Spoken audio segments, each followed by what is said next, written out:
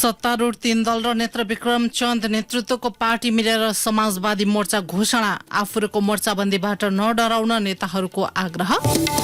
पहिरोका कारण 5 थरमा 35 घर परिवार विस्थापित। 3 जिल्लामा गरी अझै 27 जना बेपत्ता। राहत र उद्धार कार्यलाई तीव्रता दिने प्रधानमन्त्री दाहालको भनाई।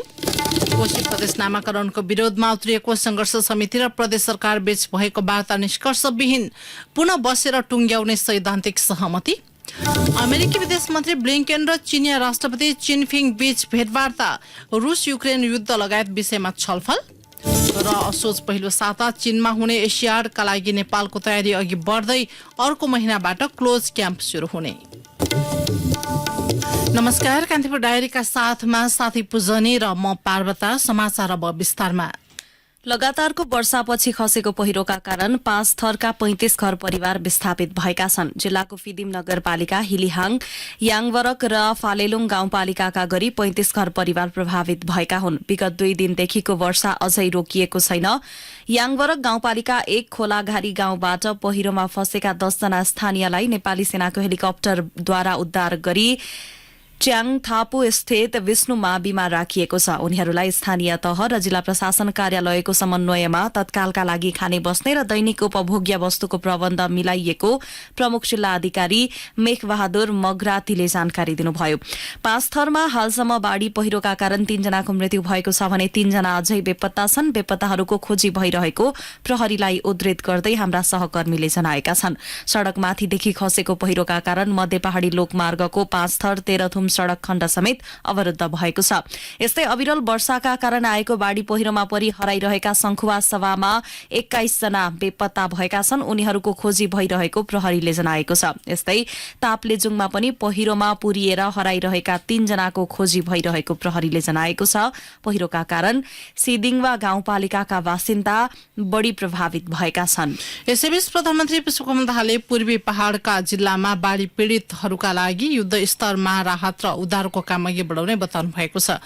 बाढ़ी र पहिरो प्रभावित क्षेत्रको अवलोकन गरेका प्रधानमन्त्री दाहालले संखुवासभा, ताप्लेजुङ र 5 थरमा ठूलो क्षति पुगेको बताउनुभयो। उहाँले उद्धार र राहतको काममा कुनै कसर बाँकी नराख्ने पनि उल्लेख गर्नुभयो। प्रधानमन्त्री दाहालले बाढ़ी र पहिरो प्रभावित विस्थापितलाई पुनर्स्थापना गर्ने, घरबार विहीनको तत्काल स्थानान्तरण र आवासको व्यवस्था मिलाउने पनि बताउनुभयो।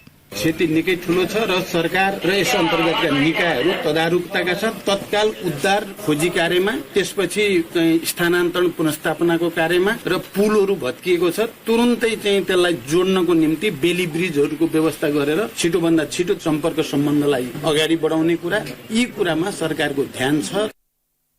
तीनवटै जिल्लामा भएको क्षतिको विवरण हेरेर सरकारले नयाँ कार्यक्रम ल्याउने प्रधानमन्त्री दाहालको भनाइ छ। यसैबीच प्रधानमन्त्री दाहालले उद्धार राहतसँग बेपत्ता भएकाहरूको खोजी कार्यका लागि जिल्लाका सबै सरकारी संयन्त्रलाई निर्देशन दिनुभएको छ। यसैबीच बागमती प्रदेश सरकारले प्राकृतिक र गैर प्राकृतिक विपदबाट प्रभावित कृषकलाई क्षतिपूर्ति तथा राहत वितरण गरेको छ। विपदबाट क्षति बेहोरेका किसानलाई लक्षित गरी प्रदेश सरकारले स्थापना गरेको कोषबाट कृषि तथा पशुपक्षी विकास मन्त्रालयले पहिलो चरणमा काभ्रेका 8वटा फर्मलाई क्षतिपूर्ति तथा राहत स्वरूप 54,61,000 रूपैयाँ उपलब्ध गराएको हो। कोषमा चालू आर्थिक वर्षमा 3 करोड़ रूपैयाँ रहेको छ। सरकारले आगामी आर्थिक वर्ष 2080-81 मा 5 करोड़ रूपैयाँ कोषका लागि विनियोजन गरेको छ। बीमा नगरी कृषि कार्यमा संलग्न किसानहरूले बेहोरेको क्षतिलाई न्यूनीकरणमा सहयोग गर्ने उद्देश्यले चालू आर्थिक वर्षमा प्राप्त निवेदनको आधारमा सो रकम वितरण गरेको कृषि मन्त्रालयले जनाएको हो। मन्त्रालयका अनुसार क्षतिपूर्ति तथा राहतका लागि जेठसम्ममा काभ्रेमा 8, चितवनमा 10, मकवानपुरमा 8, ललितपुरमा 6, धादिङ, दोलखा, सिन्धुपाल्चोकमा 2-2 तथा नुवाकोट र सिन्धुलीमा 1-1 वटा निवेदन दर्ता भएका छन्।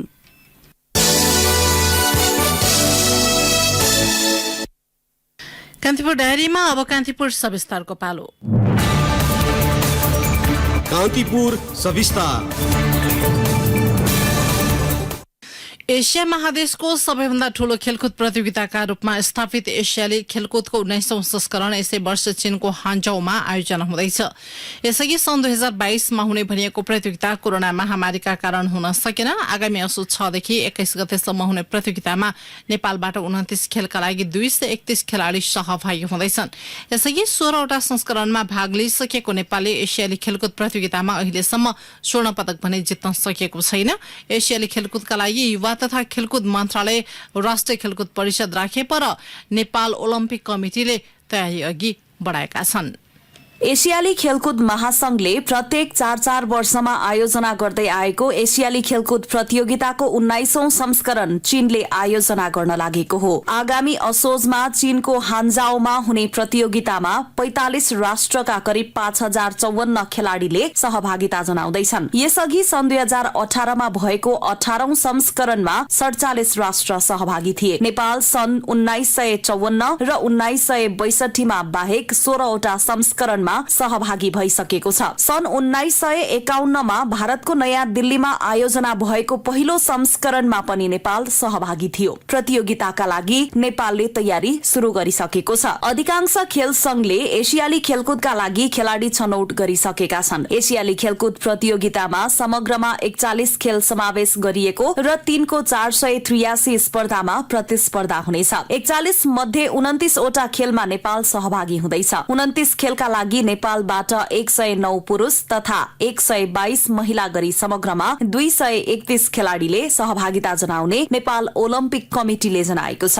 यस्तै टीम अफिसियल 111 जना रहनेछन्। पहिलो पटक एसियाड खेल्न लागेका टेबल टेनिस खेलाड़ी संयोग कपाली भन्छन्, एसियन गेम्सको लागि नेसनल टिमको 3 जना केटा 3 जना केटी हो। साउन 1 गतेबाट चाहिँ हाम्रो क्लोज क्याम्प हुन लागेको छ। त्यसपछि वैदेशिक ट्रेनिङ पनि हुने कुरा छ। एसियन गेम्स चाहिँ फर्स्ट टाइम हो। एसियन गेम्समा राम्रो रिजल्ट ल्याउने पनि टार्गेट छ योपालि। नेपालले एसियन गेम्समा अहिलेसम्म स्वर्ण पदक जित्न नसके पनि 2 रजत र 22 कांस्य गरी 24 पदक जितेको छ। यो पटक नेपालको लक्ष्य स्वर्ण पदक जित्ने नै हो। एसियाली खेलकुदमा सबैभन्दा बढ़ी चीनले 1473 स्वर्ण जित्दा जापानले 1031 तथा दक्षिण कोरियाले 745 स्वर्ण पदक हात पारेको छ। एसियाली महादेशका 101 राम्रा खेलाड़ीहरूको जमघट हुने एसियाली खेलकुद प्रतियोगिता नेपाली खेलाड़ीका लागि जहिले पनि फलामको चिउरा बन्दै आएको छ। सन् 1998 को एसियाली खेलकुदमा तेक्वान्दोकी सबिता राज भण्डारीले नेपाललाई पहिलो रजत पदक दिलाइन्। गत संस्करणमा नेपालले प्याराग्लाइडिङमा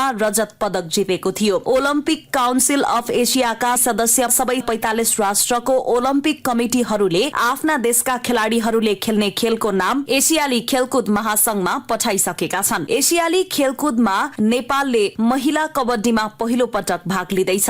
नेपाल कबड्डी संघकी अध्यक्ष तुलसी थापा भन्छन्, टिम छनौट भइसकेको छ। क्याम्प सुरु गरेको छौं। खेलाड़ीहरूलाई पूर्वाधारहरू प्राप्त नभए पनि हामीले आफ्नो किसिमबाट चाहिँ तयारी गर्दैछौँ। यो पटकको टार्गेट गोल्ड मेडल नै हो हैन, सबैको चाहना त्यही हुन्छ र हामी पनि त्यही आशा राखेका छौँ। हाम्रो कोसिस पनि त्यही छ। जति हुनुपर्ने हो त्यो छैन भने जस्तो हाम्रो रिक्वायरमेन्टहरू जति चाहिने हो त्यो सबै हामीसँग छैन। नहुँदा पनि हामीले चाहिँ मेडल प्राप्त गर्ने हिसाबले नै हामी तयारी चाहिँ गर्दैछौँ। आज त हामीले परिणाम चाहिँ ल्याउँछौँ। मेडल ल्याउने हिसाबले नै हाम्रो तयारी भइरहेको छ। एसियाली खेल अभियान 19औं संस्करणसम्म आइपुग्दा चीनले यो प्रतियोगिताको आयोजना तेस्रो पटक गर्न लागेको हो। चीनले यसअघि सन् 1990 र 2010मा प्रतियोगिताको आयोजना गरेको थियो। एसियन गेम्स थाइल्याण्डले सबैभन्दा बढ़ी 4 पटक आयोजना गर्दा दक्षिण कोरियाले 3 तथा भारत, जापान, इन्डोनेसिया र चीनले 2-2 संस्करण आयोजना गरेका छन्। यस्तै फिलिपिन्स, इरान र कतारले समान 1-1 संस्करण आयोजना गरेका छन्। यस पटक प्रतियोगिताका लागि चीनले $8 बिलियन खर्च गर्ने जनाएको छ। एसियाली खेलकुद प्रतियोगिताका लागि नेपाल सरकारसँग करिब 29 करोड़ बजेट माग गर्ने राष्ट्रिय खेलकुद परिषद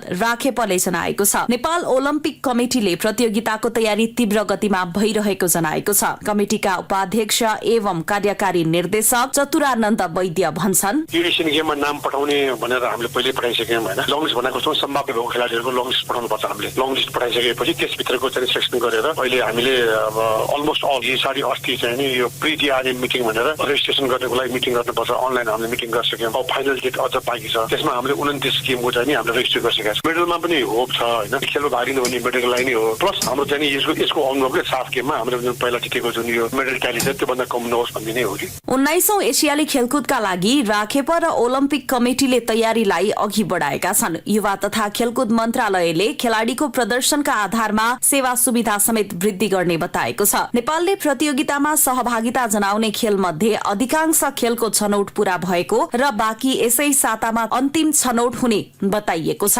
राखेपले आगामी श्रावण 1 गतेदेखि भदौ 1 गतेसम्म एसियाडमा सहभागी हुने सबै खेलाडीलाई क्लोज क्याम्पमा राख्ने जनाएको छ। रेडियो कान्तिपुरका लागि पूजनी श्रेष्ठ। कान्तिपुर सविस्ता। कान्तिपुर डायरीमा अब ब्रेकको पालो। ब्रेकपछि कान्तिपुर डायरीमा अब बाँकी प्रसंग। सत्तारूढ़ माओवादी केन्द्र, एकीकृत समाजवादी, जनता समाजवादी पार्टी र नेत्रविक्रम चन्द नेतृत्वको पार्टी मिलेर समाजवादी मोर्चा घोषणा भएको छ। हिंसात्मक गतिविधि त्याग्दै शान्तिपूर्ण राजनीतिमा आएको चन्द नेतृत्वको पार्टी अन्ततः संसदवादी दलहरूसँगको मोर्चामा आबद्ध भएको छ। काठमाडौँमा आज मोर्चा घोषणा गर्दै ती दलका नेताहरूले आफूहरूको मोर्चाबन्दीबाट नडराउन अन्य दललाई आग्रह गरेका छन्। नेकपा माओवादी केन्द्रका अध्यक्ष एवं प्रधानमन्त्री पुष्पकमल दाहालले समाजवादी मोर्चा संघीय गणतन्त्रका पक्षधरहरूप्रति परिलक्षित नरहेको बताउनु भएको छ। उहाँले हतारमा पार्टी एकता गरेर व्यवहारमा सफल गर्न नसकेको विगतलाई समीक्षा गर्दै एकता र स्वतन्त्रताको द्वन्द्वात्मक बाटोबाट समाजवादी मोर्चा जन्मिएको बताउनुभयो। दाहालले समाजवादी मोर्चा सच्चा र इमान्दार भएर जनताका पक्षमा उभिनेमा कुनै दुविधा नभएको दावी गर्दै भन्नुभयो। 70-75 वर्ष संघर्ष गरेर जेल नेल यातना त्याग र बलिदानका कीर्तिमान कायम गरेर स्थापित भएको जनताको अधिकार खोसेर फेरि देशलाई प्रतिगमनको, फेरि देशलाई हिजोकै सामन्ती निरङ्कुशतातिर फर्काउन चाहनेहरूका विरुद्ध एउटा नयाँ अभियान र युद्ध पक्कै पनि हो। तिनीहरूलाई चुनौती पक्कै पनि हो। प्रधानमन्त्री दाहालले लोकतान्त्रिक आन्दोलनमा सरिक भएका परिवर्तनकारी दलहरूलाई मोर्चामा आउन आह्वान समेत गर्नुभयो। उहाँले भन्नुभयो, संविधान सभाबाट संघीय लोकतान्त्रिक गणतन्त्रको संविधान बनाउने पक्षमा कुनै न कुनै रूपले भूमिका खेलेका सबै शक्तिहरूलाई आउनुहोस्, हातेमालो गरौं र यो देशलाई फेरि अराजकताको, निरङ्कुशताको, सामन्त्यवादको अँध्यारोतिर लान चाहने विचार प्रवृत्ति र शक्तिका विरुद्ध संघर्षको मैदानमा अगाडि बढौं भन्न चाहन्छु। एकीकृत समाजवादीका अध्यक्ष माधव कुमार नेपालले मुलुकमा प्रतिगमनको खतरा विद्यमान रहेकाले मोर्चा घोषणाको अवस्था आएको बताउनु भएको छ। अध्यक्ष नेपालले राजनीतिमा भएका विकृति विसंगति अन्त्य गरेर अगाडि बढ्न मोर्चाले नयाँ यात्रा शुरू गर्ने बताउनुभयो। उहाँले मोर्चा कुनै दल र पार्टी लक्षित नभएको भन्दै नआत्तिन आग्रह गर्नुभयो। कुनै पार्टीलाई घुर्क्याउन हामीले खोजेका होइनौं, कसैलाई दबाब दिन चाहेका पनि होइनौं, कसैलाई तर्साउन पनि चाहेका होइनौं। नतर्सिनुहोस्, ढुक्क हुनुहोस्। तिनै तर्सिन्छन् जो प्रगतिको पक्षमा छैन, तिनै तर्सिन्छन् जो अग्रगमनको पक्षमा छैन, तिनै तर्सिन्छन् जो समाजलाई आमूल परिवर्तन गर्नुपर्छ भने मान्यताको पक्षमा छैन। अरू सबै आनन्दले सुते हुन्छ, निधाय हुन्छ, ढुक्कसँग बसे हुन्छ। जनता समाजवादी पार्टी जसपाका अध्यक्ष उपेन्द्र यादवले प्रगतिशील शक्तिहरू एकताबद्ध भएर परिवर्तनलाई अगाडि बढाउन समाजवादी मोर्चा गठन गरिएको बताउनुभयो। यादवले राजनैतिक आन्दोलनबाट प्राप्त उपलब्धि जोगाउनका लागि समाजवादी मोर्चाले महत्वपूर्ण भूमिका खेल्ने दावी गर्नुभयो। उहाँले परिवर्तनलाई मास्न खोज्नेका विरुद्धमा मोर्चाले संघर्ष गर्ने बताउनुभयो। उहाँले भन्नुभयो, हामी देशको जनताको हितका लागि, मुलुकमा अग्रगमन परिवर्तनका लागि सहकारी परस्पर सहयोगका आधारमा अगाडि बढ्छौं। तर प्रतिगमनकारी शक्तिहरू जसले मुलुकमा संघीय लोकतान्त्रिक गणतन्त्रलाई, विगतका आन्दोलन संघर्ष र बलिदानको उपलब्धिलाई समाप्त पार्ने खेल खेलेका छन्, निश्चित रूपमा तिनको विरुद्धमा यो मोर्चा उभिनेछ, आवश्यक परे संघर्ष पनि गर्नेछ। शान्तिपूर्ण राजनीतिमा आइसँगै पहिलो पटक मोर्चामा सहभागी नेपाल कम्युनिष्ट पार्टीका महासचिव नेत्रविक्रम चन्दले प्रतिगामी शक्तिलाई रोक्न समाजवादी मोर्चाको घोषणा भएको बताउनुभयो। नेपालको राजनीतिक इतिहासमा मोर्चा नयाँ राजनीतिक शुरूआत भएको दावी गर्दै चन्दले भन्नुभयो, कुनै पनि मूल्यमा आजको संकटबाट प्रतिगामी र पक्षगामीहरूलाई मौकाको फाइदा उठाउन दिनु हुँदैन। कुनै पनि स्थितिमा हाम्रो देशमाथि आँखा लगाउने साम्राज्यवादी दृष्टिलाई कुनै पनि स्थितिमा स्वीकार गर्न सकिँदैन। नेपालको स्वाधीनता र नेपाली जनताको अधिकारको लागि एउटा नयाँ सङ्घर्ष लडाई अगाडि बढाउनु पर्छ भन्ने सोचका साथमा हामीले एउटा नयाँ अगाडि ल्याएका छौँ, समाज मोर्चा नेपाल। यो नेपाली राजनीतिको एउटा नयाँ मोड हो, नयाँ प्रयोग हो। यो एकीकृत समाजवादी पार्टीका वरिष्ठ नेता झलनाथ खनालले सबै वामपन्थी शक्तिहरू एकताबद्ध भएर वैकल्पिक शक्ति बनाउनु पर्ने बताउनुभयो। उहाँले अहिलेको बदलिदो राजनीतिक अवस्थालाई हेर्दा मोर्चा आवश्यक रहेको भन्दै त्यसलाई सत्ता र शक्तिका लागि प्रयोग गर्न सुझाव दिनुभयो। उहाँले भन्नुभयो, म चारै दलका नेताहरूलाई आग्रह गर्न चाहन्छु, यो मोर्चा खाली सत्तालाई टिकाउने मोर्चा मात्रै नबनोस्, यो मोर्चा साँचो अर्थमा आमूल परिवर्तनको मोर्चा बनोस्, यो मोर्चा सम्पूर्ण वामपन्थीहरूलाई एकताबद्ध गर्ने मोर्चा बनोस्।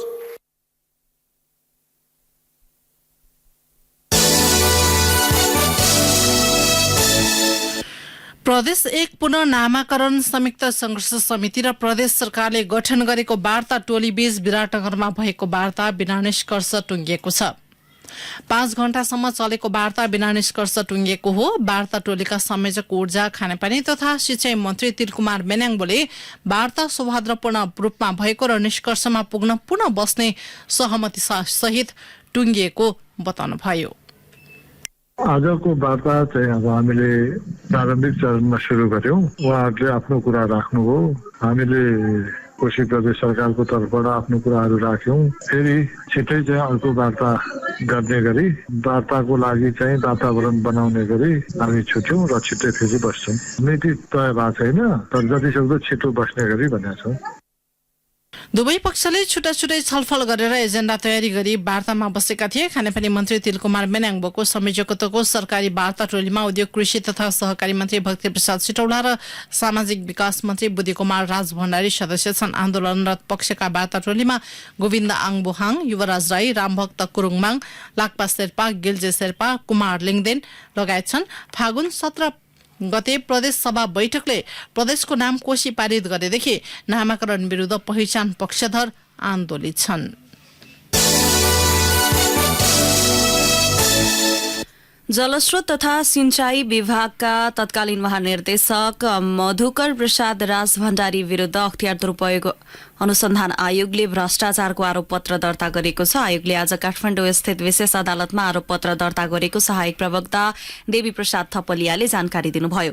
भण्डारीले हाल अवकाश पाइसकेका छन्। अख्तियारले उनी विरुद्ध 3,56,77,346 रुपैयाँ स्रोत नखुल्ने तवरले सम्पत्ति कमाएको भन्दै आरोपपत्र दर्ता गरेको हो। राज भण्डारीले महानिर्देशकको रूपमा कार्यरत रहँदा अकुत सम्पत्ति आर्जन गरेको भन्ने उजुरी अख्तियारमा परेको थियो। उनी 2051 देखि 2079 सम्म सरकारी सेवामा कार्यरत थिए। त्यस क्रममा 3,85,51,740 रुपैयाँ मात्रै वैधानिक आय स्रोत खुलेको अख्तियारले जनाएको छ। पदको दुरूपयोग गरी अकुत सम्पत्ति आर्जन गरेको भन्दै स्रोत नखुलेको रकम जफत गरी जरिवाना र कैद सजायको माग समेत अख्तियारले गरेको छ। रेडियो कान्तिपुरले 24औं वार्षिकोत्सवको अवसरमा नेशनल म्युजिक अवार्ड कार्यक्रम यही असार 22 गते आयोजना गर्ने भएको छ। अवार्ड कार्यक्रममा नेपाली गीत संगीतको विकासमा टेवा पुर्याउने विभिन्न 15 विधाका कलाकारलाई अवार्ड प्रदान गरिने भएको छ। 5औं अवार्ड कार्यक्रममा एकजना मूर्धन्य संगीत साधकलाई 1 लाख रुपैयाँ नगद सहित लाइफ टाइम अचिभमेन्ट अवार्ड प्रदान गरिने कार्यक्रम निर्देशक भूपेन्द्र खड्काले बताउनुभयो। उहाँका अनुसार अवार्डका लागि 75 जना स्रष्टाको मनोनयन छ। कार्यक्रममा प्रकाश सपुत, स्वप्न सुमन, समीर श्रेष्ठ, सुशान्त केसी, शिव परियार, शिवानी मोक्तान, सन्दीप छेत्री, इन्डियन आइडलका 2018 का विजेता सलमान अली लगायत कलाकारको सांगीतिक प्रस्तुति रहनेछ।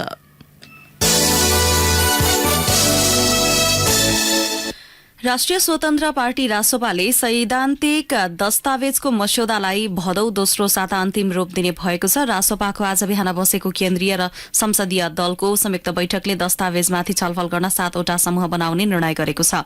पार्टीका इच्छुक सदस्यबाट 17 जनाका प्रतिनिधि मण्डल बनाउने र पहिलो ड्राफ्टमा परेका संशोधन एवं आवश्यक छलफल गरी दोस्रो ड्राफ्ट तयार गर्ने निर्णय भएको छ। यस्तै नीति विचार कार्यशाला गरी अन्तिम ड्राफ्ट पार्टी सभापति रवि लामिछानेलाई बुझाउने निर्णय गरिएको पार्टी प्रवक्ता मुकुल ढकालले जानकारी दिनुभयो। यसैबीच रासोपाले आगामी बिहिबार बालाजु स्थित पार्टीको नयाँ भवनबाट स्थापना दिवस मनाउने भएको छ। कान्तिपुर डायरीमा पुनः ब्रेकको पालो।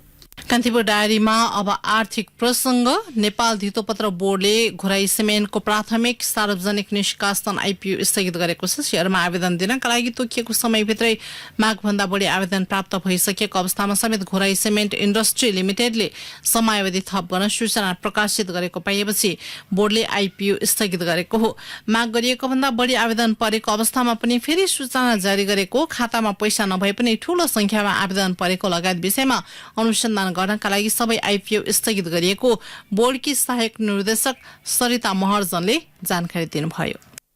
पैसा नभएको वा शेयरका लागि अपुग रकम भएको ब्याङ्क खाताबाट शेयर भरेमा कार्यवाही हुने भएको छ। सीडीएस एन्ड क्लियरिङले सूचना सार्वजनिक गर्दै आवश्यक मौजात नभएको खाताबाट शेयर भरेमा कार्यवाही हुने जनाएको छ। हालसम्म त्यस्तो अवस्थामा शेयर आवेदन रद्द मात्रै हुँदै आएको थियो। ब्याङ्क खातामा मौजात नराखी वा खातामा मौजात रहेको भन्दा बढी रकमको आवेदन दिई संस्थाले जारी गरेको धितोपत्रको सार्वजनिक निष्कासनमा प्राप्त आवेदनको संख्या तथा परिमाणलाई प्रभावित पार्ने कार्य गरेमा कार्यवाही हुने सीडीएस एन्ड क्लियरिङले जनाएको छ। संघीय संसदमा प्रस्तुत गरिएको आगामी आर्थिक वर्षको बजेटलाई आवश्यकता अनुसार सच्याउन सकिने अर्थमन्त्री प्रकाश रण महतले बताउनु भएको छ। मोरङ व्यापार संघको 66औं वार्षिक साधारण सभाको उद्घाटन गर्दै मन्त्री महतले सीमित समय र सीमामा बसेर बजेट निर्माण गर्दा त्रुटि भएको हुन सक्ने उल्लेख गर्नुभयो। बजेट बनाउँदा इमानदारीताका साथ सबैलाई राहत हुने गरी बनाउने प्रयास गरिएको उहाँले उल्लेख गर्नुभयो। बजेटमा करका विषय समेट्दा आफूले कसैको पक्ष वा विपक्ष भन्दा पनि मुलुकको हितलाई सर्वोपरि ठानेर बनाएको उहाँको दाबी छ। अर्थतन्त्रका केही समस्या मौद्रिक नीति मार्फत हल हुने भन्दै अर्थमन्त्री महतले ब्याज दर केही घटेपछि व्यापारमा सहज हुने बताउनुभयो।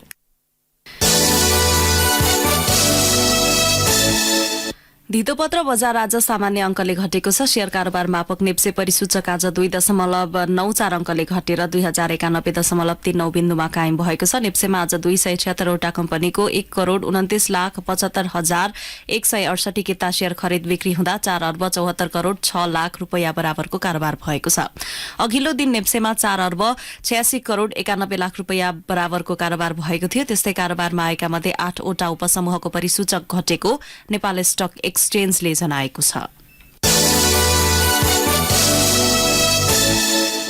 अब अन्तर्राष्ट्रिय प्रसंग। अमेरिकी विदेश मन्त्री एन्टोनी ब्लिंकेनले चीनका राष्ट्रपति शी जिनपिङसँग भेटवार्ता गर्नुभएको छ। 2 दिने भ्रमणका लागि चीन पुगेका ब्लिंकेनले बेजिङ भ्रमण पूरा गर्ने क्रममा राष्ट्रपति शीसँग भेटवार्ता गर्नुभएको अन्तर्राष्ट्रिय संचार माध्यमले जनाएका छन्। भेटका क्रममा युक्रेन विरुद्धको आक्रामक युद्ध लगायत विश्वव्यापी मामिलाका बारेमा कुराकानी भएको अमेरिकी विदेश मन्त्री ब्लिंकेनले बताउनु भएको छ। यसअघि अमेरिकी विदेश मन्त्री ब्लिंकेनले चीनिया शीर्ष कूटनीतिज्ञ वाङ यी र विदेश मन्त्री किन ग्याङसँग भेट गर्नुभएको थियो। भेटपछि वाङ यीले कमजोर सम्बन्धको मूल कारण चीनप्रति अमेरिकाको गलत धारणा रहेको बताउनु भएको छ। व्यापार द्वन्द, मानवाधिकार सम्बन्धी तनाव र ताइवानका कारण चीन अमेरिका सम्बन्ध चिसिएको छ। सन् 2018 पछि चीनमा अमेरिकाको यो नै पहिलो उच्च स्तरीय भ्रमण हो।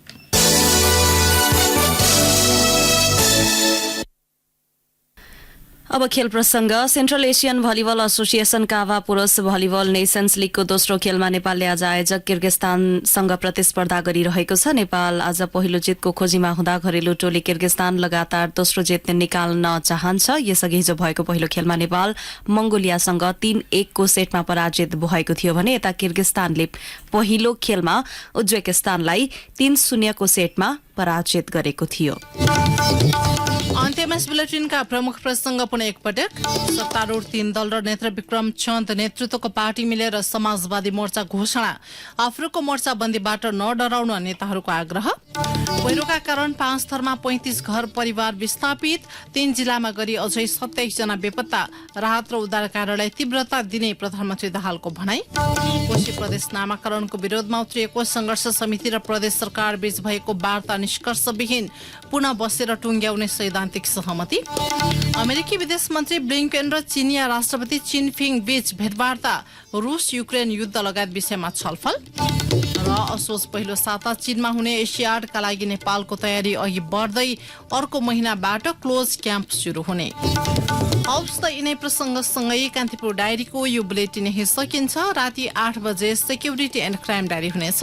अहिलेलाई पुजनी र म पार्वता आज्ञा माग्छौं। नमस्कार।